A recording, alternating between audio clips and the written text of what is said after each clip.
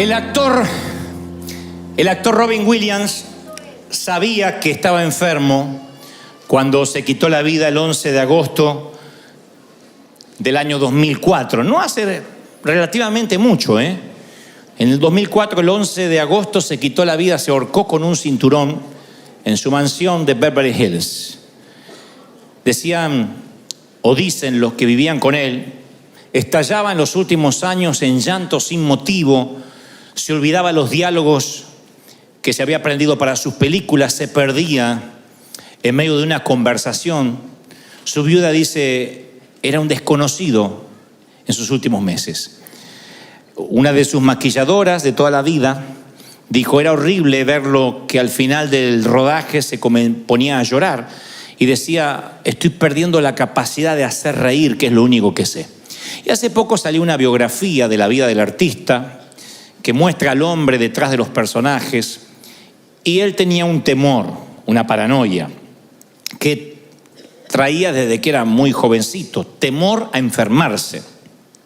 No era hipocondríaco, pero tenía temor a enfermarse. Y cuando se quita la vida, hacen una autopsia como corresponde, según la orden forense, y descubren que tenía una enfermedad neurodegenerativa.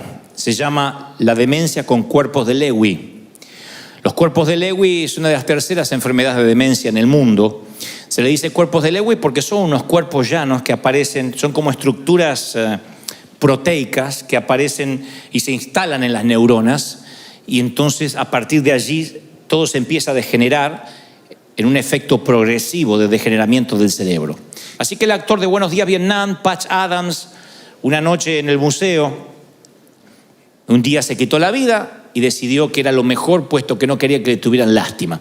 Cuando yo recordaba la historia de Robin Williams, porque he visto sus películas, me parecía un actor, y me parece un actor estupendo, un comediante extraordinario, yo pensé que la sensación del miedo viene de muchas maneras. Y esto es independiente si somos actores o vivimos debajo de un puente como homeless, o literalmente no teníamos dónde dormir o pasar la noche, o tener una mansión. Es independiente, es indistinto del estrato económico, del estrato socioeconómico, el estrato espiritual, de donde vengamos, de qué cantera fuimos cortados. Todos en algún momento tuvimos ese miedo, ese temor a algo. Tal vez no a la muerte. Los que tenemos a Dios sabemos dónde vamos cuando nos toca partir a la eternidad, bajar al sepulcro, ¿no? Pero las personas, todas, indistintamente de donde provengamos, luchamos con algún temor, con un miedo a algo desconocido. Y yo llamé al temor una curva en el camino, porque es la curva, cuando uno va en la ruta, es el momento donde uno no puede ver lo que acecha a la vuelta de la esquina. Una sensación mínimo de inseguridad. Y en la vida, las curvas en el camino es cuando no sabemos qué viene. Ya sea que acabamos de casarnos o acabamos de divorciarnos. Ya sea que salimos del panteón o salimos de la nursery. Siempre hay un momento donde decimos, lo que viene no me compete, no sé, no tengo el resto del plano. Y esa curva en el camino produce, más que ansiedad, el temor. Si vamos a estar a la altura de las circunstancias. Si vamos a poder hacer frente a lo que viene. Y el temor es parte de la trama de la vida. Es imposible vivir sin miedo. El miedo no se lo puede ignorar, hay que enfrentarlo. Pero el miedo es parte de la vida. Y es un instinto básico de supervivencia. Hay un miedo que es saludable. Hay un miedo que no llega a ser tan poco miedo, sino precaución, pero que es primo hermano del miedo, que hace que uno mire a la derecha y a la izquierda antes de cruzar una calle. El miedo hace que uno se coloque el cinturón de seguridad cuando uno sube al automóvil. Es un miedo saludable, es un instinto de supervivencia, que uno trate de atajarse así cuando ve que alguien va a arrojar una piedra, o cuando hay una explosión, que uno intente tratar de protegerse. Pero hay otro miedo que es una fobia, que no resiste análisis, que no resiste el sentido común. Existe un tipo de miedo que es la fobia, que uno no lo puede explicar, y yo no subestimo al que tiene fobia, Cuando digo no lo subestimo, no digo es un espíritu. Yo no puedo decir el que tiene una fobia le agarró un demonio, porque me consta que las fobias comienzan con una pequeña puertecita y después se transforma en un monstruo que navega en las profundidades de nuestro alma y no se ve. Nada más que el que lo siente, lo sufre. Porque una fobia es cuando el temor y la razón no están en contacto. Tienes miedo y no hay razón para tener miedo. Y entonces vas y le dices a alguien, ora por mí porque tengo miedo, y la otra te dice, no tengas miedo, no te preocupes, y te da una serie de frases comunes que no llenan tu motor, no llenan tu tanque, no te calman, sigues teniendo ese temor porque ya está afianzado como una fobia. 1 de cada 10 de los que hoy están aquí en River Arena, 1 de cada 10 sufre de alguna fobia, algo que no puede superar. Fobia a los lugares abiertos, fobia a las multitudes, fobia a los espacios cerrados, no sé, a los elevadores, a andar por la calle, a la migra. Hay gente que tiene fobias a algo. Y después estamos los otros 9 que no tenemos una fobia declarada, pero que sí transitamos por el jardín del terror de la vida. Que muchas veces un golpe, un infortunio nos hace temer. El temor, uno apenas le abre una puerta, el temor dice, permiso, mete un pie, y después se te instala, de modo que se transforma en una paranoia. Y preguntas, yo tengo temor, y dice, hay gente que dice, no sé si hay vida después del divorcio, no sé si voy a poder subsistir. Otros dicen, yo no sé si hay vida después de la muerte de un cónyuge, la pérdida del sustento. Yo he tenido mis propios momentos de temor abrumador. La primera vez que me paro ante un gentío, ante una multitud, yo me acuerdo todavía lo que sentía. Imagínense un muchacho introspectivo, lleno de complejos. De pronto hablarle a un gentío yo dije, me voy a orinar acá. Yo tenía terror, no me salían las palabras, no podía mirar a la gente a los ojos. Recuerdo ese temor abrumador. Recuerdo el temor abrumador de salir al hospital con un niño, uno de nuestros niños lleno de sangre, que estaba mirando por una ventana en un altillo, de pronto tropieza, no sabemos con qué, se abrió la cabeza, lleno de sangre, y envolverlo en toallas, subir a un taxi y correr al hospital. Cuando dentro del miedo los protagonistas son nuestros hijos, es peor que miedo, es terror. Estuve ahí cuando lo tenían que coser sin anestesia porque no había tiempo, y yo me acuerdo estar ahí y decir, Señor, que no pase nada, que no pase nada. Yo sé que hay papis aquí que han vivido situaciones así, mirar a su hijo jugar al fútbol, a lo que sea, y de pronto ve que alguien lo golpea, cae y se queda inmóvil unos segundos. Son esos segundos que literalmente se te corta el aire a ti, porque piensas que tu vida podría cambiar tal como la conoces en un instante. Y esos temores a veces no te dejan vivir. Cuando la curva del camino llega a tu vida, esas curvas llegan en momentos donde uno tiene que dejar a los chiquititos en el kinder. Recuerda cuando fuiste a llevar a tus hijitos al kinder la primera vez y la maestra te dijo, déjelo, va a llorar un poquito, pero después déjelo. Y tu hija está ahogándose de... Tú quieres agarrar a tu hija y decir, me la llevo de acá, maldito, pero no puedes, tienes que dejarla ir. Y después vienen otras curvas del camino, cuando viene un condenado a llevarse a tu hija, uno de 25 años, 26, y dice que ama a tu princesa. Ese día va a llegar también para mí, algún incircunciso ha de llegar. Pero yo ya lo tengo resuelto, ya tendrá sus 48 años y que haga su vida. Que crezca. Hija, ya tienes casi 50, creo que puedes cuidarte sola. Curvas del camino, en que uno dice, no sé qué va a ocurrir del otro lado, pero el temor alguien lo definió como un pequeño chorro de duda, unas goteras de duda que fluyen a través de la mente y luego producen un canal tan grande que todos los pensamientos se escurren por ahí, todos los filtras a través del temor. Y esos temores crecen día a día hasta que nos encontramos paralizados, incapaces de hacer cosas para Dios, incapaces de creerle al Señor, porque el temor te va envolviendo. Dicen los psicólogos que hay 6 tipos de miedos, independientemente de los que no son fóbicos inclusive, pero hay 6 miedos que todos los seres humanos luchamos en algún momento: pobreza, crítica, pérdida del amor, que te amen o dejes de amar, enfermedad, vejez y muerte. Y cuando esas 6 cosas pasan por la vida, porque son estaciones donde sí o sí tenemos que atravesar, uno se llena de temor, son curvas del camino.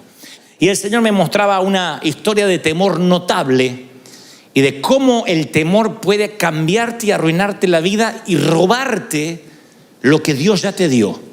Hay gente que yo estoy seguro que por el temor se está perdiendo bendiciones, se está perdiendo amor, se está perdiendo a su pareja, se está perdiendo empresas, se está perdiendo ministerios.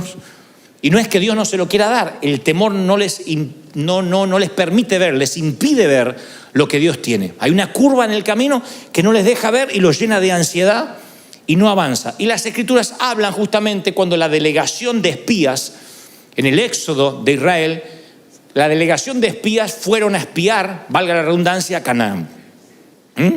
Moisés recibe de parte de Dios que por cada tribu, 12 tribus, tiene que elegir un delegado. Y esas 12 tribus eligen cada uno un delegado, 12 delegados, 12 espías, van a ver qué hay en la tierra prometida. Ya estaban allí. Así que se reúnen en una asamblea en Cades Barnea y dicen, bueno, vamos a decidir qué es lo que hay, vamos a hacer un reconocimiento. Dios nunca les envió a los espías para consultarles si conquistaban o no. Dios nunca les dijo, miren, ahora son mi board. Si ustedes después por mayoría votan que no, no lo hacemos. Probamos otra tierra prometida. No.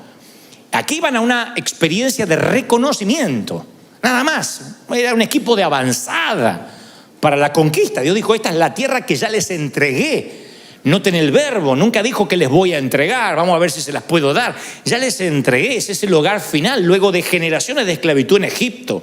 Estamos hablando del suelo patrio de Abraham, el sitio donde iban a plantar la bandera finalmente, el suelo patrio de sus sueños. Pero Canaán era la curva en el camino del Éxodo y los israelitas no podían ver a la vuelta de la curva. Así que envían 12 espías después de la asamblea. Y 10 de ellos, la historia la conocen todos, 10 de ellos vienen con un reporte negativo. 2, Josué y Caleb, que la Biblia describe que tenían otro espíritu, otra atmósfera, otra manera de pensar. Dicen que sí se podía porque Dios ya se los había dado, dijo los vamos a comer como a pan.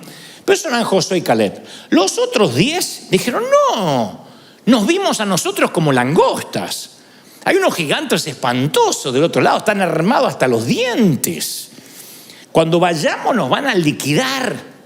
Y este informe negativo produjo una infección de temor que duró 40 años. No una semana, no un mes. Les costó años de penas y tragedias. Dios nunca había establecido ese espíritu de temor que trajo de vuelta el comité de recomendación. Era un espíritu de temor que se enquistó en el pueblo. 10 tipos infectaron una nación por 4 décadas mínimo. 10 tipos. Yo digo, qué increíble que 10 puedan infectar toda una nación. Les metió temor, les infundió un espíritu de miedo. Ahí es cuando el Señor me decía ayer, quiero que le digas a mis hijos que el temor ignora mis planes. El temor ignora el plan de Dios. Dios te puede dar un plan, Dios te puede dar un proyecto y tú dices, sí, Dios me lo dio. El temor va a hacer que te olvides del plan, si permites que el temor tome control. Aun cuando Dios te dio la palabra, el temor va a tomar el control, se va a poner al timón y va a poner a la palabra de Dios en el asiento trasero. Hay mucha gente acá que a mí me consta que tiene capacidad, que Dios está dispuesto a darle recursos, a conectarlos de manera divina con gente que no conoces, que vienen a ti a abrirte las puertas. Todo está listo para que el efecto dominó se produzca y el temor se para la puerta como el matón del barrio y te dice, acá no pasas. Es lo que le pasó a Israel, no pudo atravesar esa última línea. Dice la palabra en Deuteronomio 1:19, y salidos de Horeb anduvimos por aquel grande y terrible desierto, por el camino del monte del Amorreo, y llegamos hasta Cades Barnea. Entonces os dije, habéis llegado al monte del Amorreo, el cual Jehová nuestro Dios nos da. Dios ya te dio. No termina este año sin que te convenza de que Dios ya te bendijo. Dios ya te dio. ¿Lo crees? Mira, Jehová tu Dios te ha entregado la tierra. Sube. Si yo te dice te la entregué, sube y toma posesión, cabezón. Te la entregué. Sube. Pero uno va creciendo, se va volviendo más adulto y por dentro gente más pequeña. Y el Señor dice, aquí está la tierra, tómala. Pasaron tantas cosas y no podían cruzar la línea final.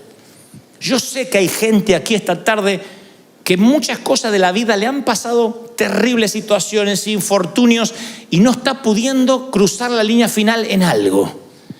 El Señor me mostraba gente que estaba ahí. Estira la mano y ya tiene las uvas. Hace un paso y ya está en la tierra que fluye leche y miel. Pero hay gente que no puede cruzar la última línea. Yo conozco amigos míos que se arrepintieron en el altar antes de casarse. Y yo le decía, ¿pero amás a la chica? Sí, es la mujer de mi vida. ¿Y? No, el casamiento me dio una cosa. Y salió corriendo en la línea. Conozco otros que se prepararon en los seminarios, estudiaron. Y un día arde la zarza y Dios le dice, ve, esto es tu comisión, tu asignación divina. Y en la última línea se quedaron. Luego los vuelvo a encontrar y le digo, Dios no te había llamado. No, pero estoy trabajando de esto ahora porque me casé y mantener una casa. Pero Dios te dijo que te iba a dar los recursos. Sí, pero al final no se dio lo que esperaba. Le puse una señal a Dios que viniera un millonario para darme todo el dinero y entonces iba a ser del Señor. Tu abuela, Dios no actúa así. Las señales siguen a los que creen, no los que creen siguen las señales. Las señales siguen a los que creen.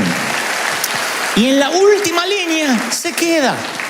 Entonces yo estoy convencido de que Dios tiene un territorio a nombre tuyo, que hay algo que no estás reclamando, que algún día vas a llegar al cielo, Dios te va a llevar a un warehouse con tu nombre y un montón de paquetes cerrados, así como UPS o FedEx, va a haber un montón de paquetes y vas a decir, ¿y eso? Bendiciones que no abriste, no que no te di, que no abriste, que dejaste en la puerta, bendiciones que te arrebataron. Yo estoy seguro que va a entrar una soltera así, diciendo, Señor, me pudiste haber bendecido con uno. Y Dios te dice, mira, ahí tenías el musculoso, encima argentino, todo tenía. Ungido. Y ahí tenías un pelirrojo y allá tenías un rubio, porque si no te gustaba este, yo tenía otro plan B. Y huérfano, sin madre, todo. Hay gente que se va a enterar lo que se perdió por no cruzar la última línea. Así que yo creo que el temor ignora los planes de Dios. No solo los ignora, sino que distorsiona los propósitos divinos. ¿Qué es distorsionar cuando no estás viendo correctamente? Como esos espejos que distorsionan la visión. Yo creo que algunos pierden la perspectiva. El miedo es tanto que pierden la perspectiva de lo que están viviendo. Escuchen lo que Moisés recrimina que hace el pueblo. En Deuteronomio 1:27 dice, y murmurasteis en vuestras tiendas. No es que él los vio murmurando afuera, que se juntaron afuera en la plaza. En las tiendas, el Espíritu Santo se lo reveló. Esto va para los que dicen, no, yo no murmuro, yo me desahogo en familia. Por eso no es crítica. En tu tienda es tu casa. Murmuraste en tu tienda diciendo, Jehová nos aborrece, nos odia. Nos sacó de Egipto para entregarnos en manos de los gigantes. Nos tienen atemorizados, nuestro corazón está atemorizado, porque este pueblo es más alto que nosotros, es más que nosotros. Las ciudades son más grandes que las nuestras y son amuralladas hasta el cielo. Ellos empezaron a decir, Dios tiene la culpa de lo que me pasa. Eso hace el temor, saca lo peor de nosotros. Trae la queja, trae la acusación, trae la desconfianza. Miren lo que hicieron 10 tipos, infectaron una nación entera. Se promovió la queja de manera tal que empezaron a culpar a Dios. El único gigante que debían temer estaba dentro de ellos, que era el temor. Sus perspectivas estaba tan distorsionada que llegaron a decir, somos como langostas, nos van a aplastar. Nos han traído a este camino para que seamos la comida de los impíos. ¿Ven que cuando más grande el temor, más débil es el razonamiento? No razonamos. El temor distorsiona nuestra perspectiva de los propósitos de Dios y encima lo culpamos a Dios. Me acuerdo exactamente que un día subo a un avión, iba para cierto país y abrí una rendijita de temor pequeña a volar. Miedo a volar. Yo no puedo tener miedo a volar.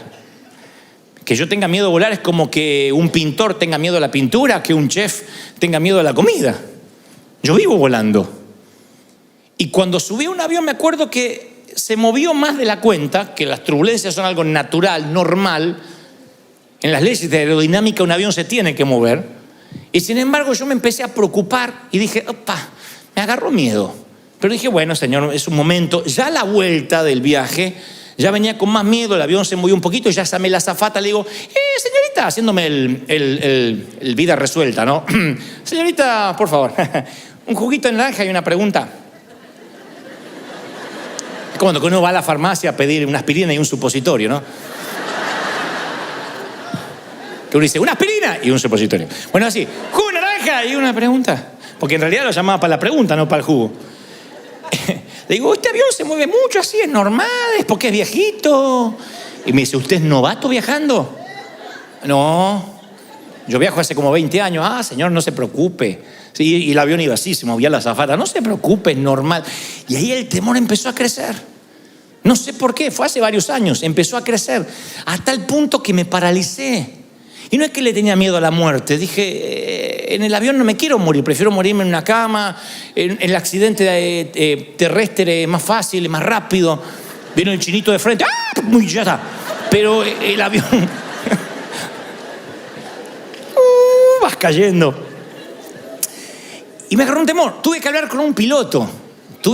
Conocíamos una amiga que tenía un hijo piloto y tuve que decirle, mira, quiero que me mostró videos de cómo las alas resisten, que le paran un tractor arriba, que cómo prueban a los aviones. Me dice, no te preocupes. Le digo, ¿qué pasa? Y le empecé a preguntar cosas. Tuve que hablar con un piloto porque no me podía sacar el temor. Pero esto no es el tema. El tema es que yo empecé a culpar a Dios, igual que ellos. Yo empecé a rechazar invitaciones, empecé a no ir a ningún lado diciendo, Dios me metió este temor para que yo no viaje. Él es sabio. Y a veces, ¿qué me culpas a mí? Miedoso, yo no te metí ningún temor. Empecé a rechazar invitaciones, empecé a no querer ir a ninguna parte. Me llené de miedo. El enemigo dijo, si a este le pongo un temor de volar, no va a producir ningún impacto en ninguna parte. Él sabía cómo inmovilizarme. Estaba así de que me pase lo que la dama que se encerró 12 años en su departamento en Buenos Aires, donde el enemigo te mete un temor. Digan que el Espíritu Santo después, yo dije, Señor, me tienes que liberar de esto. Un día me liberé, hasta el punto que hoy el avión se mueve, la gente reza, se empieza a poner los paracaídas y yo duermo. De verdad, yo duermo y veo que la señora se pone el paracaídas, no se va a tirar. Yo duermo. Me dio una paz el Señor. Pero recuerdo cómo el enemigo se quiso meter. Hay momentos que el enemigo se quiere meter con cualquier bobería para que tú no sueñes, para que tú no avances. Tal vez lo tuyo no sea miedo a volar, pero sea miedo a emprender un negocio, miedo a casarte, miedo a tener hijos, miedo a cambiarte de país, miedo a renunciar, miedo a dejar las redes. ¿Cuánta gente hay que se queda con lo peor? No conoce lo bueno porque dice, no, por lo menos esto es lo que tengo. Y ahí están, amarrados. No crecen, no avanzan, no pueden soñar. Hay gente que dice, ay, si pudiera. Y claro que puedes. Ay, es que si pudiera, es que yo ya no tengo edad. Ya estoy en los 30, te dice. Increíble. Hay gente que envejece cuando decide envejecer. Hay gente que le falta un bastón aunque tenga 25 años. Hay que darle un bastón y orar por su próstata aunque tenga 25 años. Porque uno envejece cuando decide envejecer. Cuando deja de soñar, cuando deja de pensar, cuando deja de avanzar, cuando el temor se le mete y termina siendo un paranoico o un hipocondríaco. E Israel tenía miedo y la culpa resulta que murmuraban en contra de Dios. El temor no solo te distorsiona e ignora los propósitos divinos, sino que es contaminante, es tóxico, desalienta a los que te rodean. Yo he visto que el que tiene temor, el temor extiende sus tentáculos. El que tiene temor hace que toda la familia tenga temor. El desaliento, el temor siempre es contagioso, es un principio devastador. Noten que 10 de los 12 hombres que espiaron la tierra prometida infectaron a toda una nación. A veces venimos con un temor que arrastramos desde chicos. Un temor que nuestras mamás, en su afán de cuidarnos, nos metía las semillitas de temor. Hagan memoria. Cuando yo empecé a ser adolescente y empecé a salir, mamá decía, cuídate, mira que ponen drogas en la Coca-Cola, y no te das cuenta y apareces drogado. Así que yo andaba con la lengua como lagartija, no tomaba nada porque decía, te puede meter droga. No, cuídate porque no te das cuenta y ¡brum!, te drogan.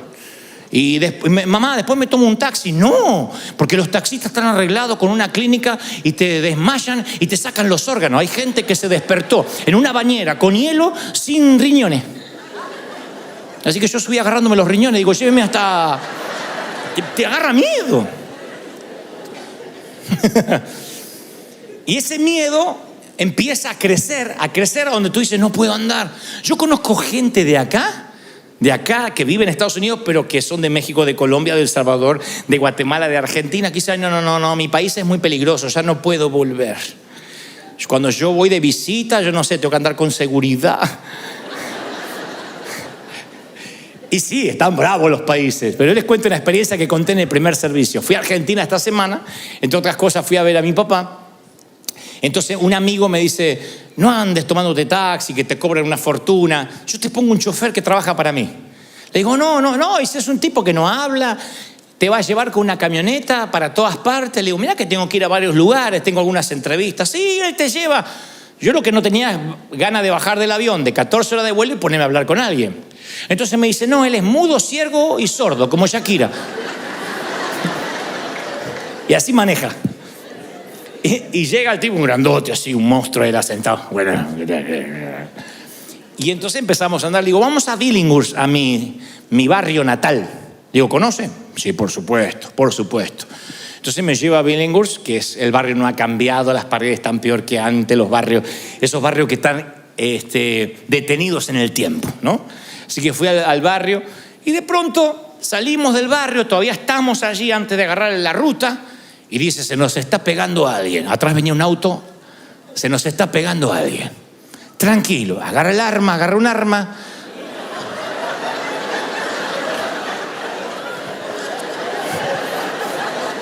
Ah, sí, porque yo no nací en Buckingham, de ahí vengo. Entonces agarré el arma y dice, tranquilo, flaco, tranquilo. Ah, parece que lo viene a ver usted. Y el tipo, para la camioneta y se baja y golpea la ventanilla. Y dice, Dante Gebel. Baje, como diciendo, baje que cualquier cosa yo le pego un tiro. Al otro, no a mí. Entonces, y había un muchacho que estaba todo con su ropa así de mecánico, no sé qué, me dice, Dante, te vi acá en el barrio, por eso empecé a seguir tu auto. No te acordás de mí, no estás el negro, soy el negro, decía. Y no me pude acordar. No, pero yo me acuerdo, yo creo que él o soñó que era mi amigo o Dios me hizo olvidar del negro. Yo soy el negro, ¿no te acordás? No me acuerdo. ¿Cómo que no? Yo estaba de novio con la Marisa. ¿Te acordás? La Marisa. La que está el negro. Y como me insistía tanto que habíamos compartido la cuna, entonces... ¿Qué se hace en esos casos? Negro.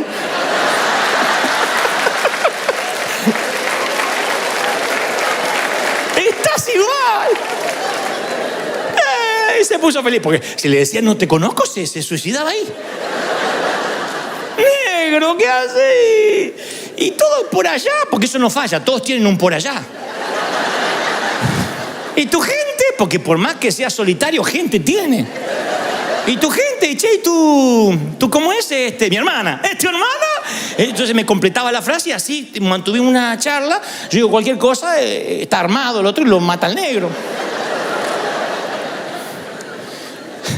Subo, y claro, estaba armado porque el chofer era un comisario de la policía. Había sido comisario ahí en mi barrio. Ahora es un policía retirado y tiene portación de armas, ¿no es cierto? Entonces me decía, no, es que aquí yo sé que su seguridad es muy importante y si veía que se ponía la cosa fea, me decía.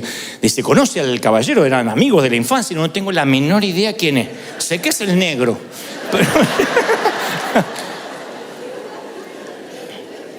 Pero yo pensaba, fíjense cómo la mente te puede llegar a crear una historia. Si este muchacho no era de seguridad y no paraba, cada vez empezábamos a correr diciendo tuvimos una persecución, alguien nos quería matar. ¿Cómo el temor podía infiltrarse? A lo mejor con una bobería, con algo que era cotidiano. Y me pasó esta semana y yo decía, es increíble que muchos venimos de esos lugares donde nos acostumbramos al peligro, a que te podían pasar cosas. En mi país a mí me asaltaron 3 veces, me robaron las zapatillas, el cinto, eran cosas que podían pasarte. Hoy en día nosotros, el solo pensar que nuestros hijos podrían estar ante el más mínimo peligro, a veces nos transformamos en guardiacárceles. No les dejamos ser libres y lo contaminamos a nuestro hijo. Como mamá me decía, te van a poner drogas, te van a enfermar, te van a quitar los órganos. A veces uno sin querer arrastra en los patrones genéticos esos miedos y hay que cortar, porque el temor saludable es aquel que hace que tengas cuidado. El temor saludable te coloca el cinturón de seguridad. La fobia hace que no subas al auto. El temor saludable hace que mires la calle antes de cruzar. La fobia hace que no salgas a la calle. El temor saludable es que tomes tus recaudos antes de emprender un negocio, veas con quién te vas a asociar, de dónde vas a sacar los recursos. La fobia hace que digas, me quedo de empleado porque es lo seguro. La fobia no te deja avanzar, no te deja pensar y se infecta, se transmite, es algo desalentador. 40 años arruinados por 10 hombres que tenían miedo. Cuando ellos regresaron trajeron a un gigante mucho más terrible de los que habían visto, el gigante del temor, que acechó todo el campamento y devoró la fe y el valor de una nación. El temor es transferible, no te olvides de eso. Siempre decimos nosotros que nadie, como dice el apóstol, con ligereza imponga manos.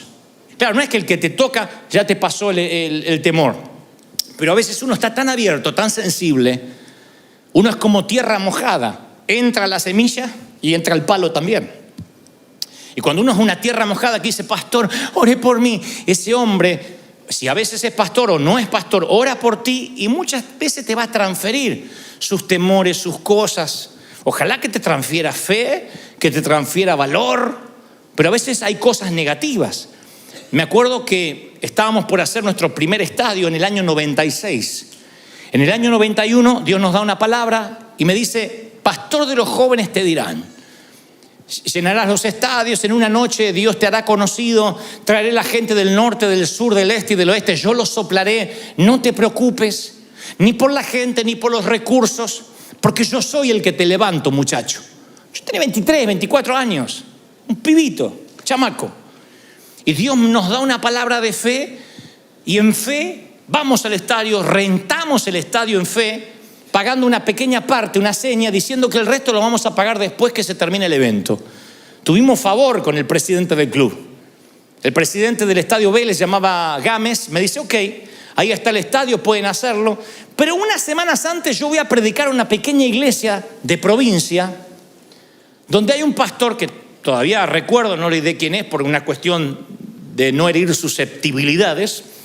Le digo, pastor, ¿no orás por mí porque voy a hacer un estadio? Y él me dice, pero no te conoce nadie. ¿Y los recursos? No tengo nada, pero Dios me dijo. Bueno, me impone las manos y ora. Y dice, Padre, yo te pido que lo bendigas. Si tú lo has mandado, está bien. Si no es tu voluntad, está bien también, Señor, que se dé cuenta que tú no lo mandaste. Pero si tú lo enviaste, Padre, esas oraciones que no se comprometen demasiado, ¿viste? Si te sanás, gloria a Dios. Y si te morís, porque Dios quería que te muriera. Esas oraciones que no se comprometen. Cuando termina de orar, me dice, estás loco. Yo oré, pero estás loco, flaco. Esto es un suicidio. ¿Quién te va a ir a ver? No te conoce nadie. No, yo ni loco. Claro, era el pastor de una iglesia más o menos pequeña, con un montón de temores. Y ahí me di cuenta, sin querer, que me lo había traspasado los miedos. Me fui a dormir con un miedo. Me levanté con un terror. Que dije, vamos a suspender todo, suspendamos, esto no es de Dios. Me olvidé de las palabras proféticas, me olvidé de lo que Dios me dijo, de todo. Un terror de que no iba a poder pagar, que iba a terminar preso, de que soñaba de que salía al estadio y no había nadie. Y había un compañerito del colegio que decía, ¡ja, ja! Y se reía de mí. Soñé que salía, ¡ay! Me había olvidado de vestirme. Mire, el temor abrió una puerta y todos los pensamientos se filtraron por ahí. Volvimos a orar con el equipo de profetas, unas hermanas que oraban, y dice la hermana, el Señor me muestra que un espíritu de temor se metió en ti. ¿Te hiciste orar por alguien? Sí, un pastor. Dice, bueno, te transfirió el espíritu de temor, te transfirió el espíritu de miedo y hay que cortar ahora. Fíjense lo importante, que uno a veces va por la vida. ¿Puedes creerlo o no? Yo lo viví. Y yo sentía que no podía avanzar y dije, lo vamos a cortar porque te hicieron una oración hechicera. Y yo digo, ¿qué es una oración hechicera? Dice, cuando alguien sin querer te maldice, te ata, te cierra. Esa gente que va a tu casamiento y dice, bueno, que la pasen bien, estos van a durar lo mismo que un gas. Y se va.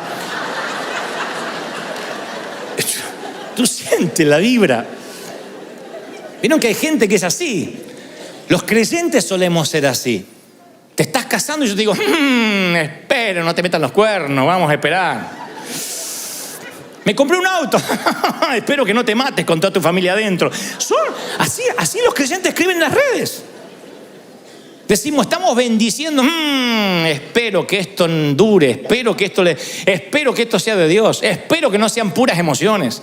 Ven la foto de ustedes llorando, espero que no sean porque van a ver un comediante. O sea, la gente a veces suelta palabras que si no estás cubierto con la armadura de la fe, no estás cubierto por la sangre de Cristo, esos temores vienen hacia ti y te detienen, te estancan. Gente que está esperando que te vaya mal.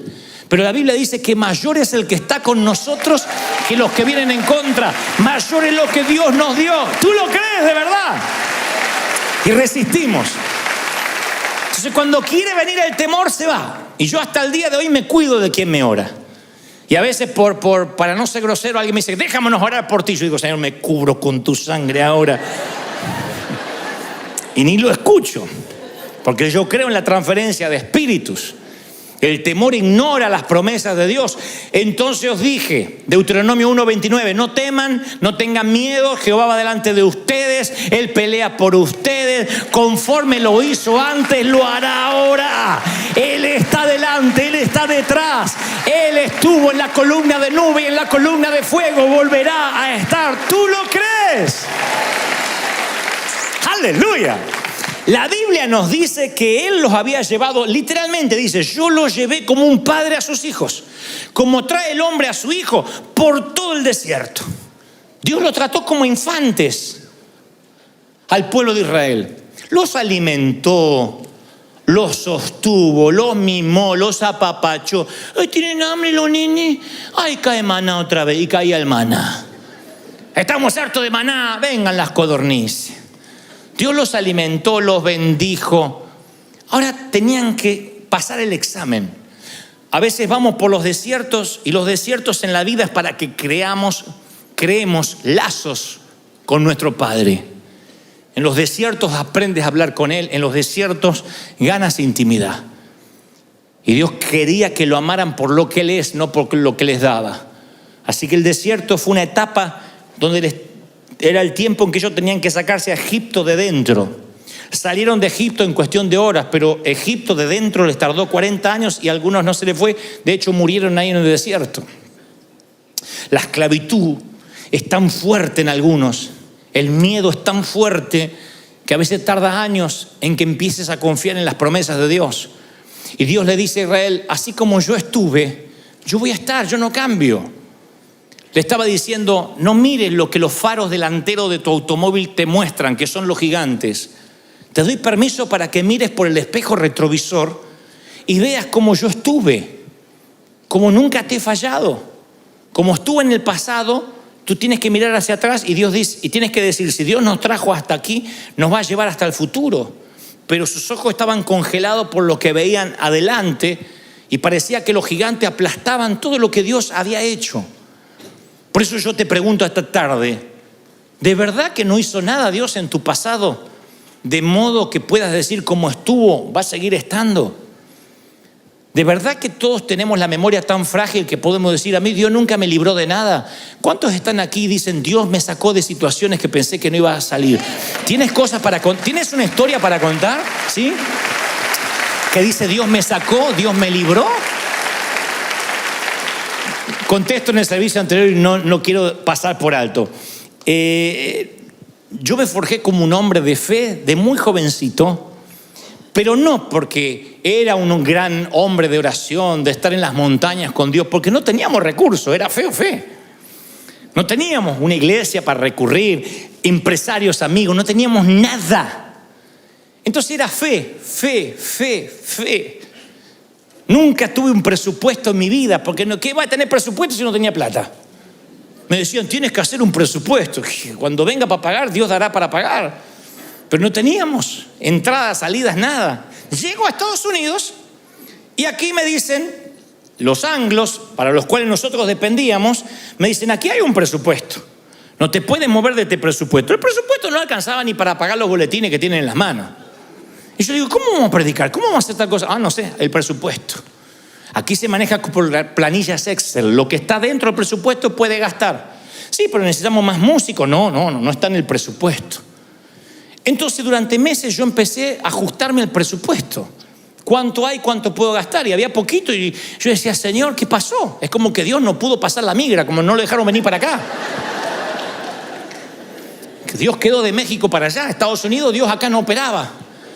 Y un día el Señor me dice, yo soy el mismo Dios de ayer. Quiero que mires por el espejo retrovisor, que dejes de mirar los gigantes y mires de dónde te traje, cómo te formé, qué pasó en tu desierto, quién te sustentó, quién te mantuvo, cómo fue tu éxodo. Ahora te encontraste una curva en el camino y te morís de miedo. Entonces llamo a Argentina a un amigo que tengo allá y le digo, búscame en un lugar que habíamos dejado un depósito, cajas, mis periódicos, las revistas donde yo haya salido. Y este habrá pensado, le agarró el espíritu de megalomanía, que querrá verse a sí mismo. Le dije, quiero que me traigas todos los recortes de periódicos, qué dijo la prensa, quiero que los traigas. Y cuando vengas aquí a Estados Unidos, me traiga los recortes. Me trajo un pilón así. Empecé a recortar y mandé a hacer cuadros. Dice el pastor de los jóvenes anoche, llenó el estadio, no se sabe dónde saca el dinero, pero ahí está. Todo. Toda nuestra oficina hay cuadros memoriales de lo que Dios hizo. El que va y no conoce mi corazón piensa, mirá, este se está mandando la parte de quién fue o qué hizo, pero es para mí. Cada vez que alguien me viene a decir, no hay plata, no tenemos, no hay, el Señor me dice, vuelve a mirar lo que yo hice. Como estuve contigo, yo voy a estar en tu futuro, voy a estar en tu presente, voy a seguir estando contigo. ¿Tú lo crees de verdad? Así que si yo fuera tú, pegaría versículos bíblicos en la alacena, en la nevera. Versículos que te sostuvieron, pégatelos. Aunque tengas seminario bíblico, aunque seas doctor en divinidades, pégate versículos. Donde pases más tiempo, junto al inodoro. Ahí. Para que te recuerden cómo Dios te sostuvo. Recuérdate, si hay una radiografía o un diagnóstico médico que el médico te dijo, mire, me sorprende que usted no tiene nada, no lo tires, vuélvelo a sacar y dile, este mismo Dios lo volverá a hacer otra vez. Dios te va a respaldar, tú lo estás creyendo, te va a bendecir el Señor. Va a abrir puertas, sendas donde no la hay, caminos que parecía que estaban cerrados, porque el temor es un pecado. El temer es un pecado. Dios le dice, no quisiste subir, fuiste rebelde al mandato que yo te di. El temor es lisa y llanamente desobediencia. Cuando la palabra dice no temáis, es en el orden imperativo, es una orden, no temáis. ¿Cuántas veces Dios te tiene que decir no temas? El tener temor es vivir en pecado. Para Israel significó una generación perdida, sentenciados a vivir sin reposo, nómades de vagar sin hogar por el desierto. Hasta que el último murió, no entraron al hogar. Y yo sé que hay personas aquí que Dios les ha preparado regalos valiosos, increíbles. Tienen ahí están a punto de tomarlo y sin embargo el Señor dice, te vas a vagabundear por el desierto o por el cementerio de los sueños rotos. Porque estamos, ¿qué pasa si tomo la decisión equivocada? ¿Qué pasa si no es el compañero para mí? ¿Qué pasa si me voy de misionero y extraño? ¿Qué pasa? Y los que se niegan a obedecer a Dios se condenan a vagabundear en el desierto de los sueños que nunca pudieron ser. Yo estoy convencido que